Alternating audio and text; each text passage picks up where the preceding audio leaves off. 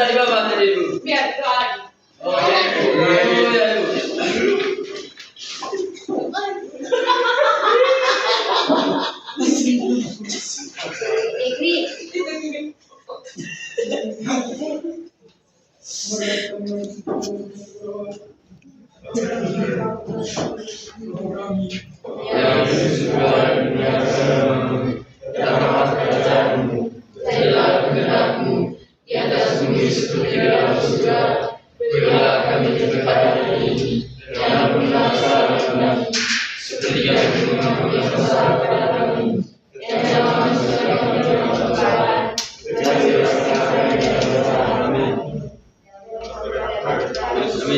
Terima kasih Nana sudah pimpin doa pada pagi hari. Oh, ada yang tidak hadir, Bos?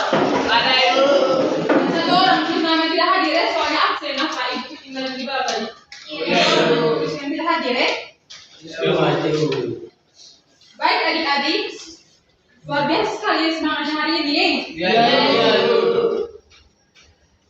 Baik adik-adik, sebelum memulai pembelajaran kita hari ini, tadi sudah berdoa. Baik adik-adik, Ibu ingin bertanya materi kita minggu lalu tentang apa ya? Aborsi. Materi kita minggu lalu tentang apa ya? Materi itu. Oke, sudah paham toh materi kita minggu lalu tuh? Baik adik-adik, kita akan memasuki materi tentang aborsi. Sebelum memulai pembelajaran kita, Ibu ingin menjelaskan tentang tujuan pembelajaran kita hari ini. Ada 5 tujuan pembelajaran kita hari ini. Yang pertama, siswa mampu menganalisis sebab dan akibat terjadinya kasus aborsi. Yang kedua, menyampaikan pandangan tentang aborsi. Yang ketiga, menjelaskan macam-macam pandangan tentang aborsi. Yang keempat, menjelaskan pandangan negara dan gereja Katolik tentang aborsi. Dan yang terakhir, menyebutkan tindakan-tindakan preventif terhadap kemungkinan terjadinya aborsi. Itu tujuan pembelajaran kita hari ini. Wow, kamu pernah mendengar kata aborsi kah? Apa itu aborsi ya? Kandungan apa lagi?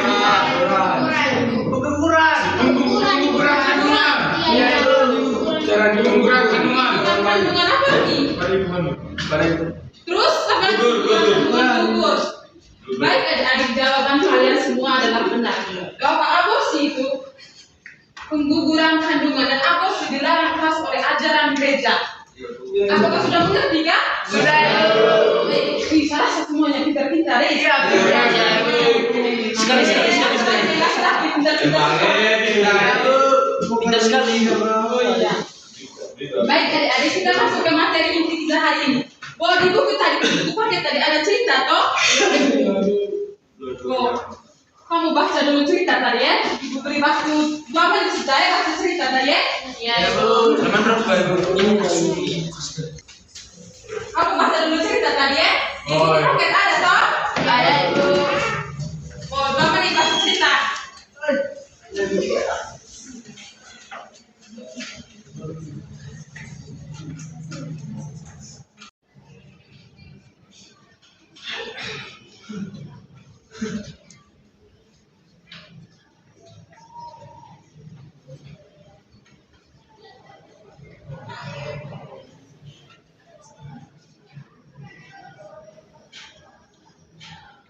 Sudah toh? Sudah, Bu. Sudah toh? Sudah Ibu. Baik adik-adik. Cerita tadi judulnya tentang apa? Cerita kabur Ibu. Dua-duanya Gugur. Dua-duanya gugur kan? Ada Ibu.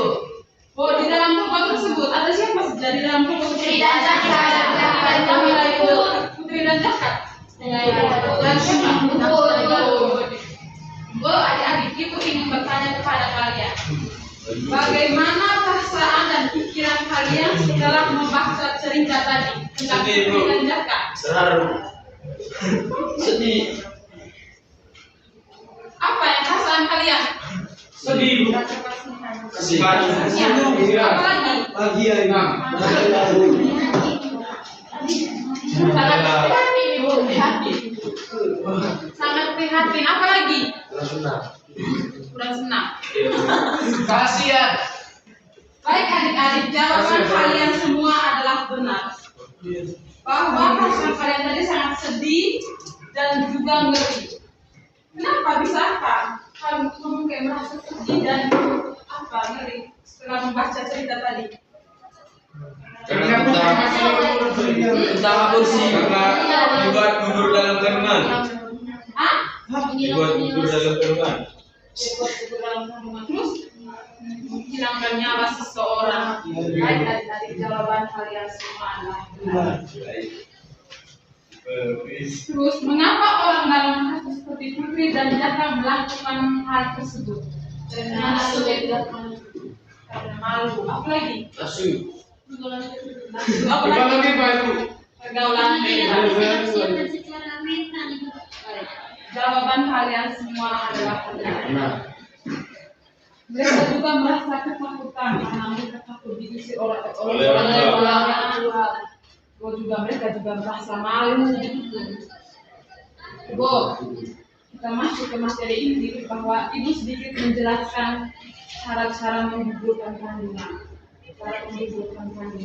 Tidak apa-apa, kamu sudah dewasa, sudah masuk SMA tuh. Ya itu. Harus tahu. Harus belajar. Bagi laki-laki juga bisa menghargai yang perempuan. Ya itu. Ya, perempuan juga menghargai laki-laki. Ada cara. Kamu tahu nggak dengan kuret?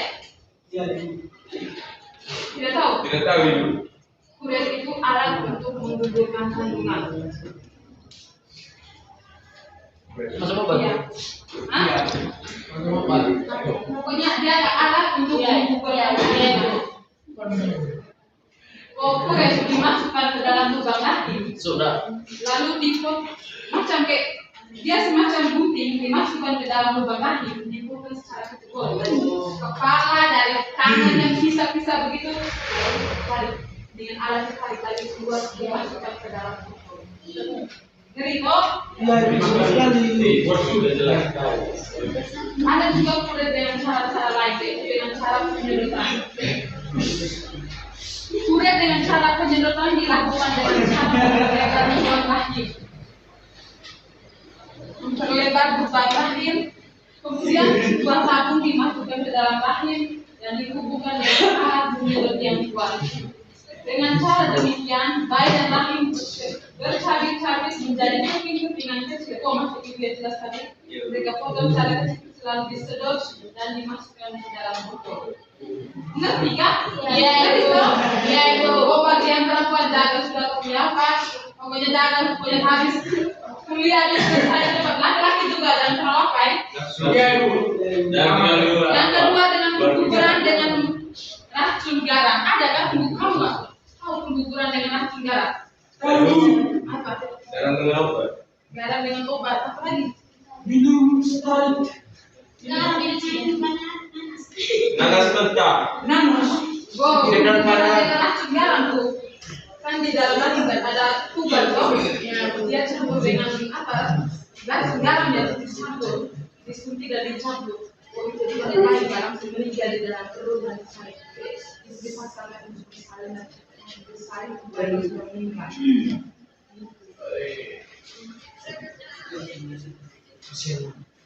Yang ketiga distrotomi. Kamu ngerti kan distrotomi? Yaitu dimasukkan alat bedah melalui biji tersebut. Bayi kecil ini dikeluarkan dari bayi jaka, masukkan ke alat, ada bendanya dimasukkan. Jaka paksa melahirkan, paksa melahirkan itu bayi. Ada juga membiarkan bayi meninggal. Yang kedua, pengguguran dengan bahan-bahan kimia. Maksud saya itu minum spray, apa lagi? Noke yang pengguguran dengan bahan-bahan kimia. Ibu ingin bertanya kepada kalian, apa alasan seorang ibu sehingga melakukan hal tersebut, melakukan hal aborsi? Kenyataan ibu. Tidak bisa menerima kenyataan. Apa lagi? Malu. Kekurangan ekonomi. Stres. Stres, apa lagi? Malu. Tidak ada bapaknya. Iya, tidak ada bapaknya. Baik. Ada bapak kalian semua adalah benar. Alasan ibu melakukan abos. Bahwa ibu juga merasa malu. Karena ekonomi juga. Tidak ada bapaknya tadi toh. Ya itu. Sekarang bakti juga. Yang kedua, apa alasan orang yang membantu untuk melakukan abos? Imbalan. Imbalan terus? Bayaran. Oh, kamu gak semua pintar-pintar deh. Iya, ya. Memang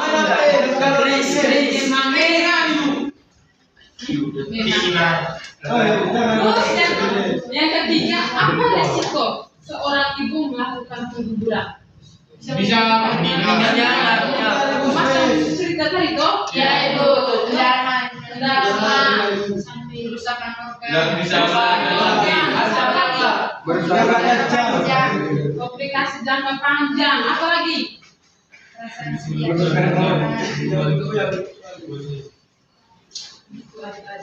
Tadi untuk kalian sebagian perempuan harus bisa lagi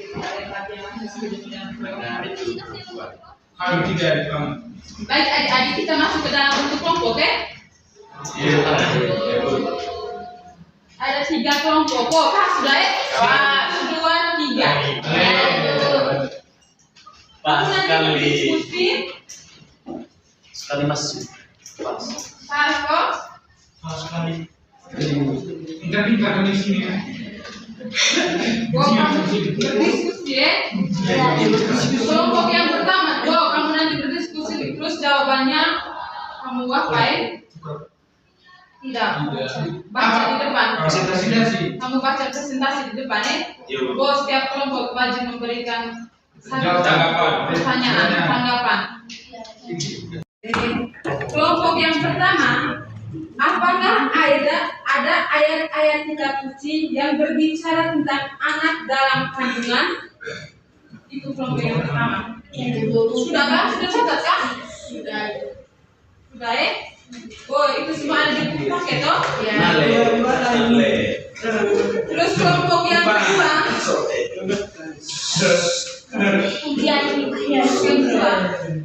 bagaimana ajaran gereja tentang pengguguran kandungan? Bagaimana ajaran gereja tentang pengguguran kandungan?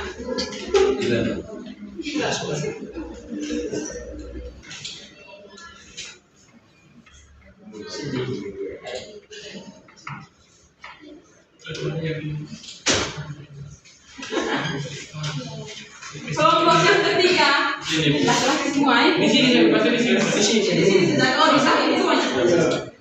Kelompok ketiga, bagaimana undang-undang hukum pidana tentang aborsi? Bagaimana undang-undang hukum pidana tentang aborsi?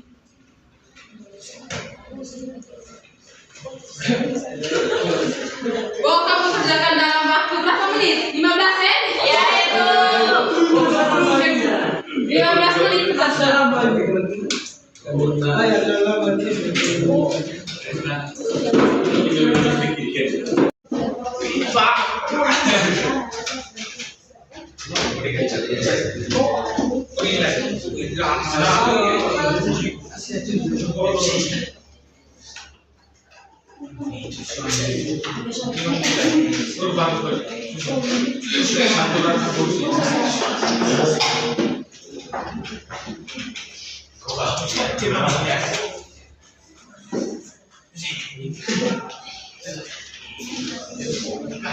Saya baca dulu. Saya baca dulu.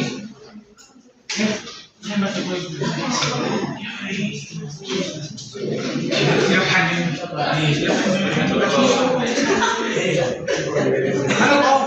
Kau buka kesuasa.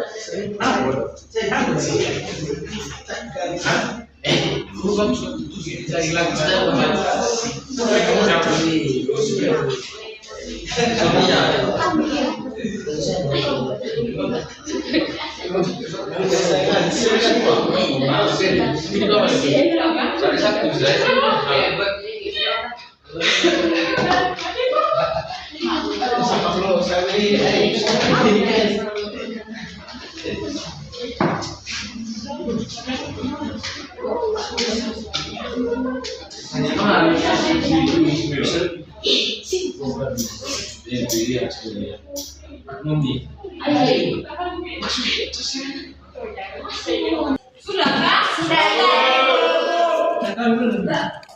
Berarti kita presentasi sudah di depan ya? Mulai dari kelompok berapa? Kelompok 1 kan? Mana kelompok 1 ini tadi toh? Itu sudah ke depan.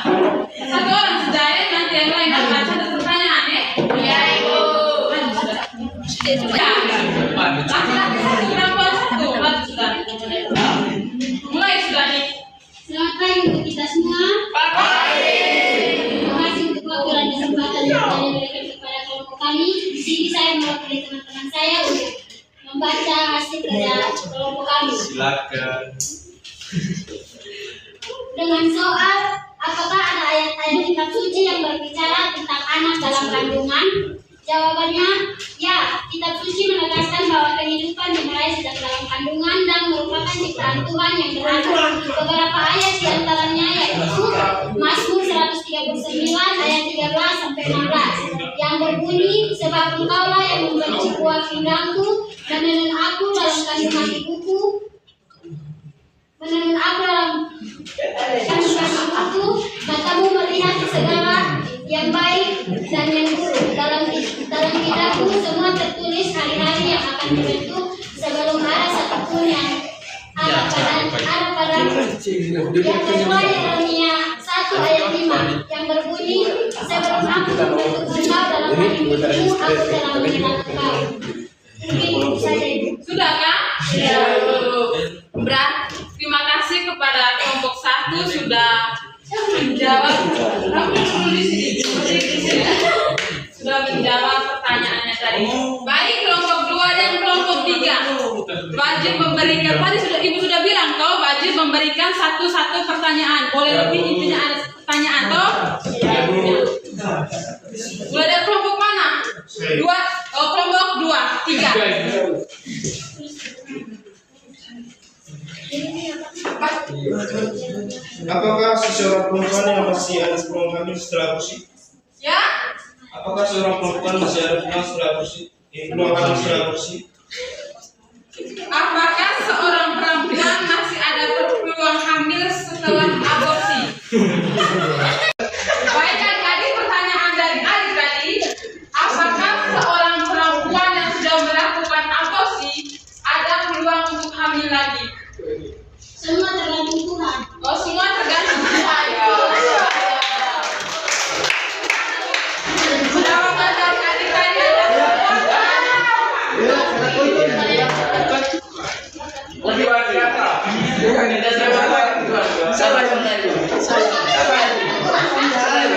Apa yang salah? Aku ngomong sudah, apa yang salah? Hah? Orang dari Tuhan tuh? Wah, aku sudah ada punya pertanyaan. Pertanyaannya, bagaimana perasaan ibu saat melakukan aborsi? Bagaimana perasaan seorang ibu saat melakukan aborsi? Oh, ini mau jawab, sudah. Perasaan ibu setelah melakukan aborsi secara umum, ibu bisa merasakan ketegangan karena telah mengambil keputusan yang tepat, namun wajar juga jika mungkin emosi negatif seperti kesedihan dan rasa bersalah.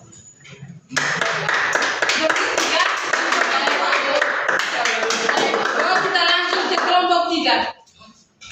Pertanyaannya adik. Sudah tanya Anda? Oh, berarti sudah toh? Saya bilang. Kelompok 1, tepuk tangan dulu untuk kelompok 1.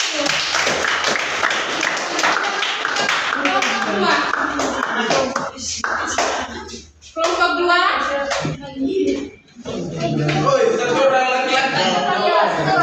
Satu orang laki-laki. Oh, kamu semua catat yang punya pertanyaan,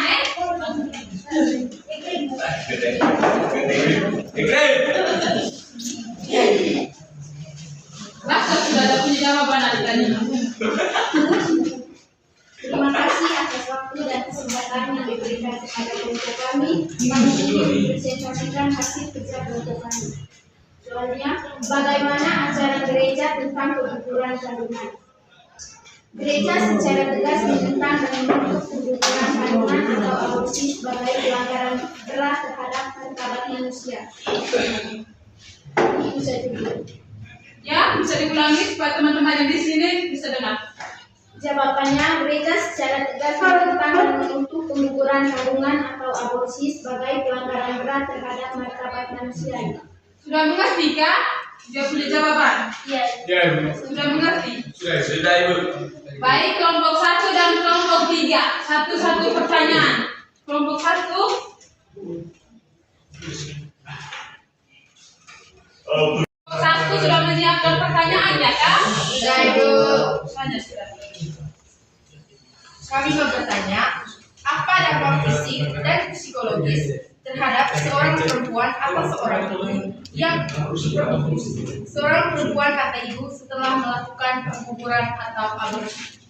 Apa dampak fisik dan psikologis setelah seorang ibu melakukan aborsi? Apa dampak dari fisik dan psikologinya? baik, saya akan menjawab pertanyaan dari kelompok 1. Dampak fisiknya adalah resiko pendarahan hebat, infeksi hingga kematian seperti yang dialami yang itu tadi. Jangan putri tadi toh. Sedangkan psikologisnya adalah trauma, rasa bersalah yang mendalam, dan penyesalan seumur hidup. Sudah mengerti kan kelompok 1? Sudah, Ibu. Sudah kan?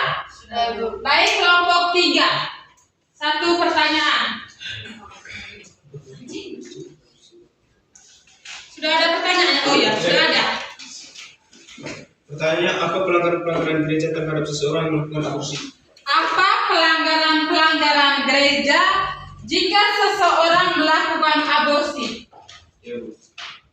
Saya akan menjawab pertanyaan dari kelompok 3 tentang apa pelanggaran gereja jika seseorang melakukan aborsi.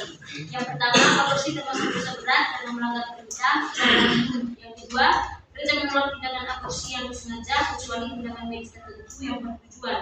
Yang ketiga, dalam hukum gereja Katolik, orang yang dengan sengaja terlibat langsung dalam aborsi dapat terkena hukuman kanonik tertentu. Sudah mengerti kan? Sudah, Ibu. Sudah toh? Oke.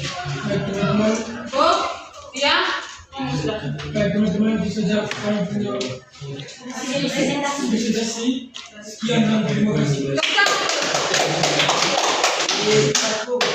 Baik, kita masuk ke kelompok 3.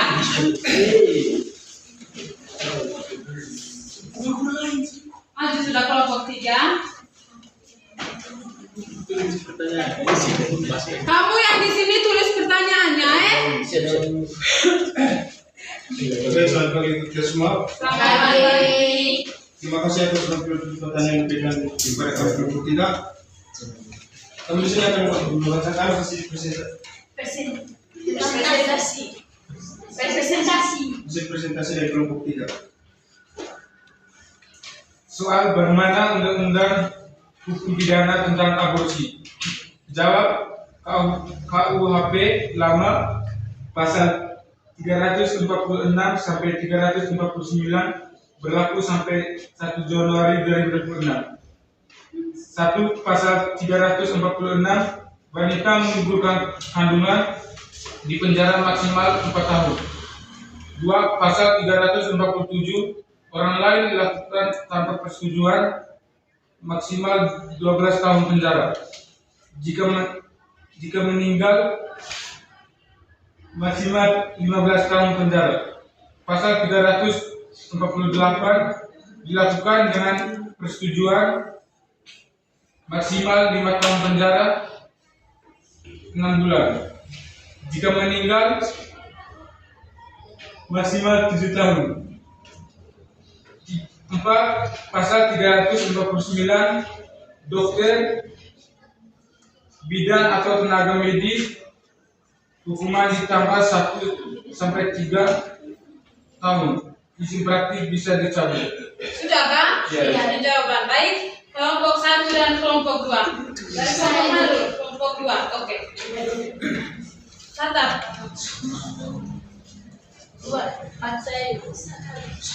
Bagaimana pengaturan aborsi dalam KUHP Indonesia? Nah, bagaimana pengaturan aborsi dalam KUHP Indonesia?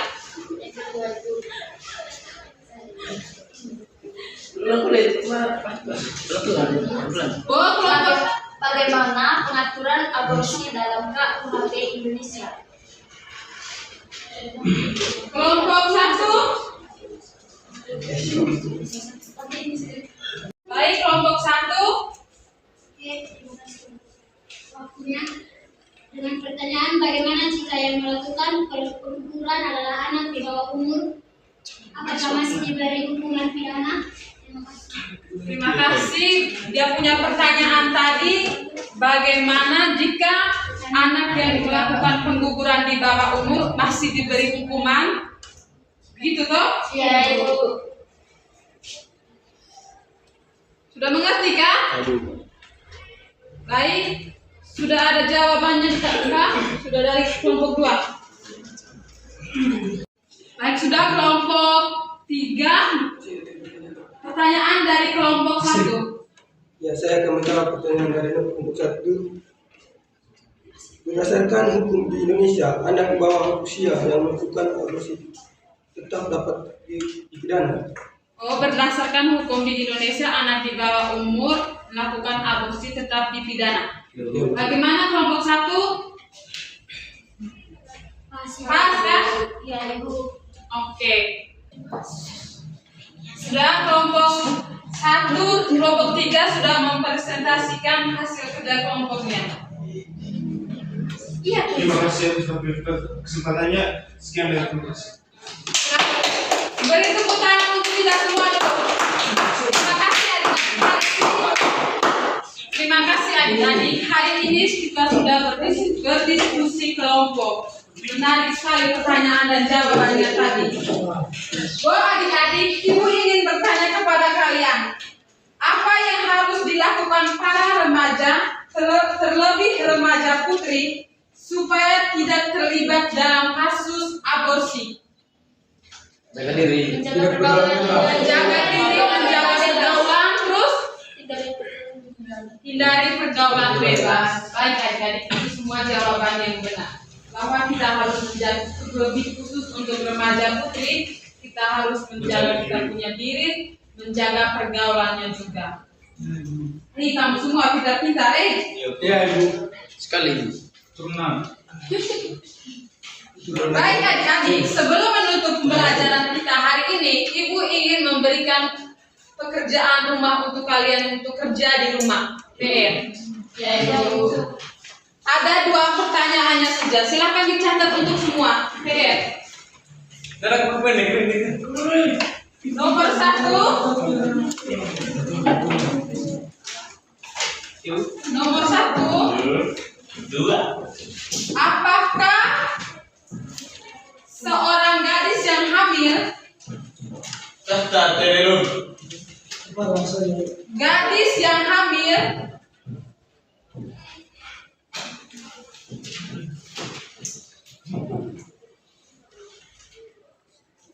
karena perkosaan dan karena perkosaan dapat melakukan aborsi, karena pemerkosaan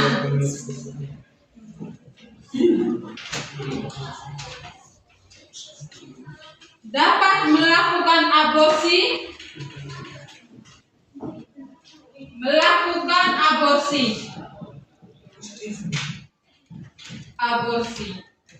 Berikan jawaban kalian yang benar. Nanti minggu depan Ibu periksa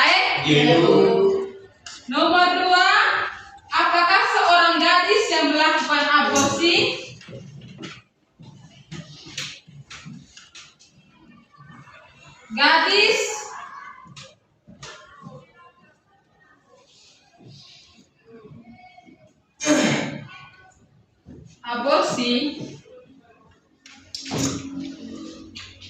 karena dipaksa oleh orang tua atau pacarnya yang bersalah?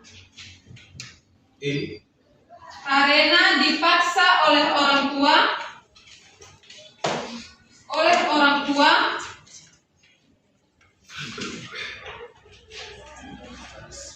atau pacarnya yang bersalah.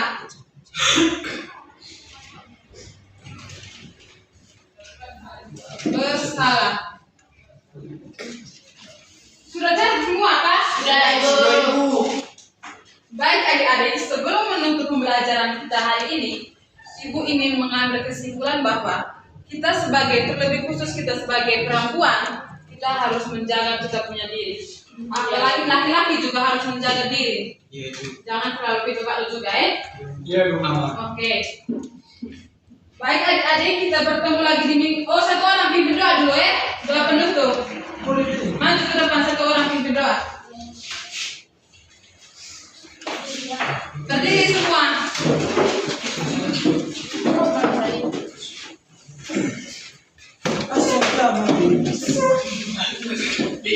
Satu orang. Ibu guru dan teman-teman, marilah kita berdoa dan nama Bapa. Bapa dan Putra dan Roh Kudus. Amin. Bapa kami, Dalam keadaanmu, jadilah kehendakmu, di atas bumi seperti di dalam surga.